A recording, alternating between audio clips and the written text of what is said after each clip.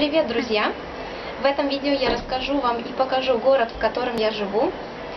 Мы с вами прогуляемся по главной улице города и по центральному парку. Этот город называется Битола, он занимает второе место по численности населения во всей стране Македония. Первое место принадлежит, конечно же, столице, это город Скопье.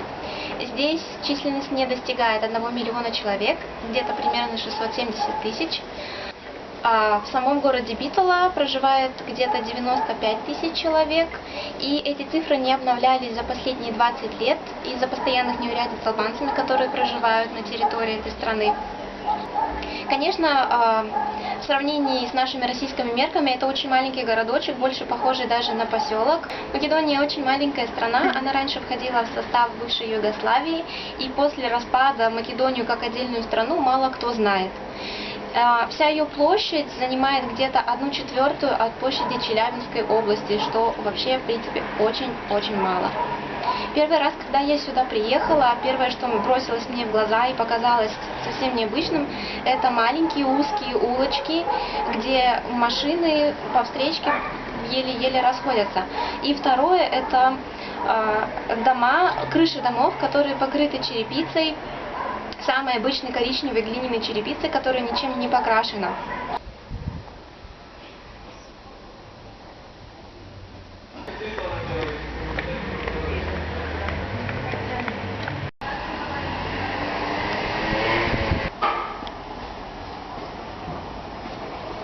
Сегодня 25 августа, на улице 30 градусов жары.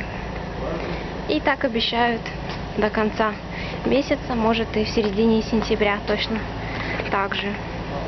Мы с вами находимся в центре города. Здесь есть два отличных сквера, очень красивых, специально для отдыха, но об этом в следующем моем видео. Вот эта статуя Святого Георгия, я так понимаю, в центре одного из самых красивых скверов. Высокие деревья, наши сосны. Сейчас почти 12 часов. Это самый разгар дня. Люди встают очень рано, с восходом солнца практически в 5-6 утра. Идут на работу. Темнеет здесь рано. Пол-8 вечера уже темно. Мы с вами в центре города. Это самая знаменитая площадь, самая посещаемая. Вот здесь есть памятник. Опять же, не написано, кому он построен, но все его знают. А за ним открывается красивый вид на фонтан. Сейчас здесь практически никого нет, все лавочки пустые. Но вечером, с заходом солнца, сюда приходит очень много народу и практически нет места. В основном приходят пожилые женщины и мужчины, которые обсуждают все сплетни вокруг. Вот он, наш красивый фонтан. Вечером здесь играет музыка.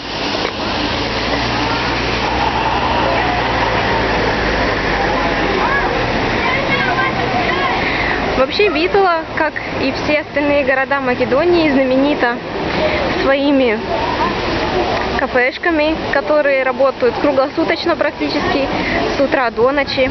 Это главная улица, сейчас мы туда с вами и пойдем. Это главная пешеходная улица во всей Битоле. Практически никогда не пустует, что зимой, что летом. В самом центре главной улицы торговый центр Вера Джамбо, самый знаменитый во всей Македонии. Это греческий супермаркет. Ну вот, пришли девочки. Начинается болтовня бесконечная. Вот они, кафешки Битолы, постоянно забитые с утра до вечера, при том, что почти половина населения безработные. Объясняется это тем, что очень у многих родственники живут в Австралии или в Канаде. Почти половина населения живут в Австралии, и они присылают им, конечно, большие суммы денег. Этим и объясняется строительство огромных коттеджев, на которые они тратят баснословные суммы. Здесь продают, в самом центре продают всякую ерунду. Вот так выглядит пешеходная, главная, самая большая улица в этом городе. Вот так у нас с вами заканчивается главная пешеходная улица. И вот там в конце постепенно переходит в парк. Сейчас мы с вами туда направимся. Вот такой картиной у нас открывается вид на парк. У самого входа здесь мозаика греческая. Недалеко отсюда есть Гераклея. Мы с вами тоже туда пойдем, но это уже в другом видео. Старые раскопки города с мозаиками, историческими событиями. Вот он, наш парк. Очень зеленый, очень красивый. Сейчас здесь совсем никого нет. Но после захода солнца, как только жара спадает, все начинают выходить на улицу. Это спортивный комплекс. Уже, конечно, старый и заброшенный в парке. Здесь вы видите флаг Македонии и герб города. Записываю кусочек с телефона. Места мало. Я уже так подумываю, что мне нужно купить камеру нормальную для записи. Это мозаика. Прям в самом центре главной аллеи парка. И здесь таких несколько. Все выложено вручную. Все это, я думаю, очень старое и сохранилось до сих пор. Ее даже не стали трогать, просто обложили плиточкой, чтобы не разрушать. На заднем фоне у нас детская площадка. Сейчас мы туда дойдем. Мы с вами возле детской площадки. На улице очень жарко, так как сам город окружен горами, поэтому ветра здесь практически не бывает. Конечно, с собаками здесь гулять не разрешено. Все нарушают правила сплошь и рядом. Так же, в принципе, как и в любой другой стране. Только где-то за это вас поймают, а где-то нет. Очень аккуратно, очень чисто. Все специально для детишек.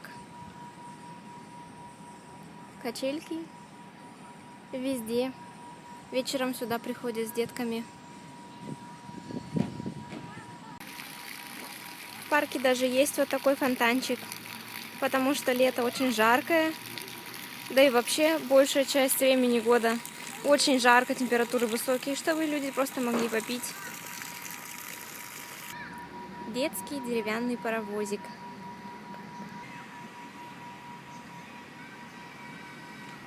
Это вы видите два флага.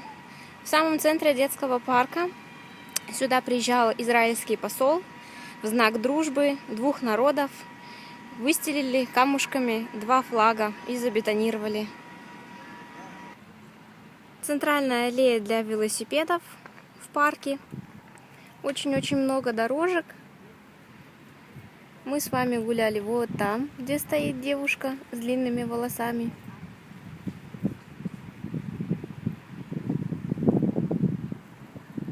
Очень красиво. Еще 5 лет назад здесь был сплошной лес. А теперь красивый парк, зеленый, много-много деревьев. Вот листики уже желтеют. Ну, у нас конец августа, осень еще даже не думает приходить. Цветочки, бархатцы, думаю, уже отживают свой сезон последний. Кое-где еще розочки завядшие.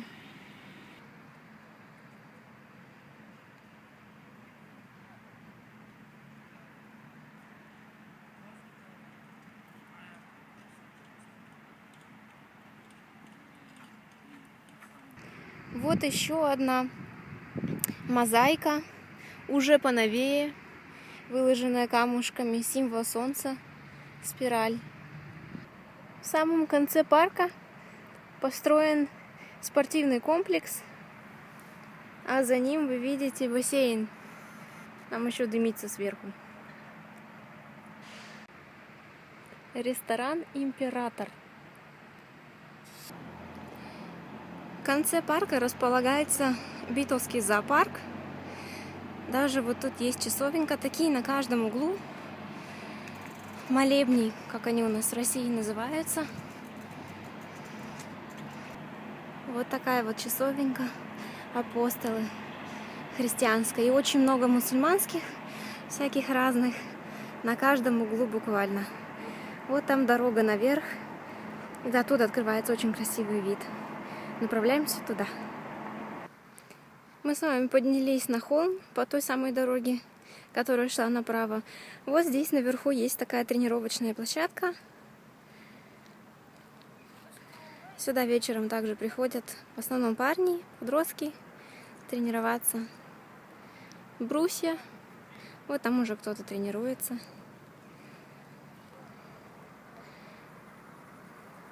Вообще жизнь в Битоле начинается вечером после захода солнца. Днем либо люди работают, либо в школе, либо еще где-то. Но сейчас август, еще пока никто не учится. В основном жизнь протекает здесь вечером. Здесь на холме есть даже вот такой вот фонтанчик чистой горной воды. Откуда-то сверху бежит. И построили такое сооружение. Можно даже пить эту воду.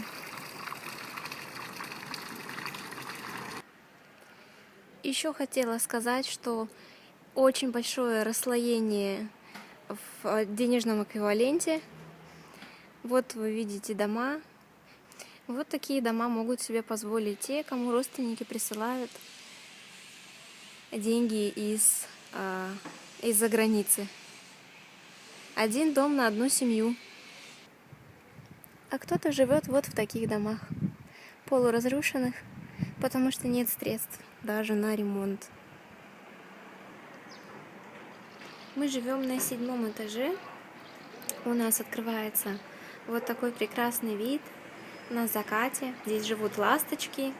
И сейчас самое время, вот если вы видите, вот они летают. Сейчас самое время кормить детишек. Вот они летают, собирают. Это вид на город с нашего балкона.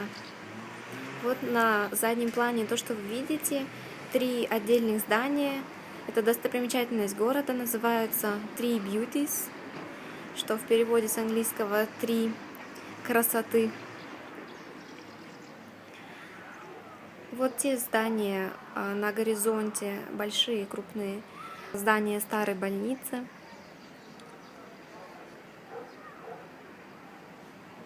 Вот они, эти желтые крыши, покрыты черепицей. Все как один. И был сегодня очень красивый закат. Я его немножко пропустила. На этом я заканчиваю свое видео, но с вами не прощаюсь. Мне очень приятно, что вы смотрите мой канал, и я буду ждать ваши комментарии внизу под моим видео. Всем пока!